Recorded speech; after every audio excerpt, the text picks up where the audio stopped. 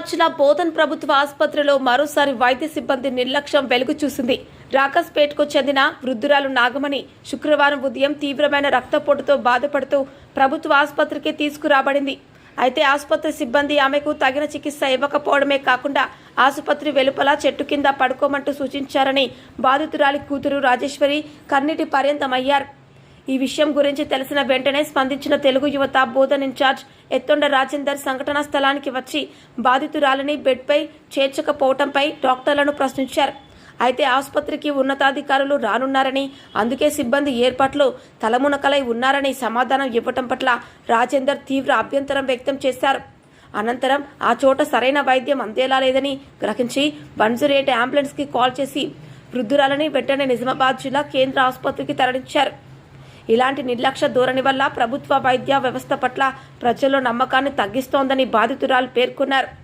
బాధితులకు సకాలంలో వైద్యం అందించకపోవటం వైద్య వృత్తికి మచ్చ తెచ్చేలా మారుతోందని, నిరుపాయ స్థితిలో ఉన్నవారు ప్రభుత్వ ఆసుపత్రిని ఆశ్రయిస్తున్న నేపథ్యంలో ఇటువంటి ప్రవర్తన ఎంతలా అన్యాయమో సంబంధిత అధికారులు ఆలోచించాలని పేర్కొన్నారు.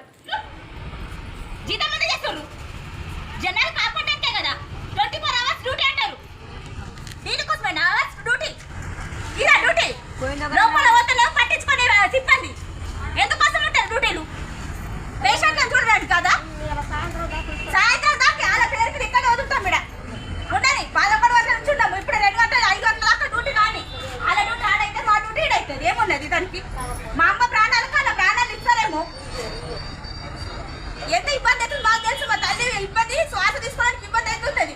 పట్టించుకోండి సిబ్బంది ఎందుకు చేస్తున్నారమ్మా? మీ ఇంట్లో మీ అమ్మలకు కానీ పిల్లలకు కానీ అయితే తీసుకోకపోతే ప్రైవేట్ హాస్పిటల్లో దిక్కులనే మన కదా గవర్నమెంట్ హాస్పిటల్కి వచ్చింది.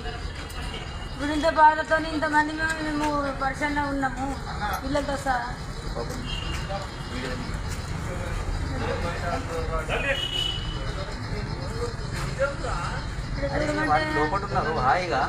లోపల కూర్చుంటారు మంచిగా. లోపల చేసుకోండి ఫోన్లు ఎంతసేపు కూర్చుంటారు కూర్చోండి.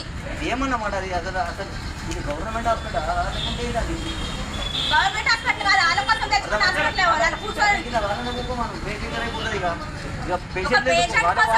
ఏమైందమ్మా అని చెప్పి చూడటం లేదు.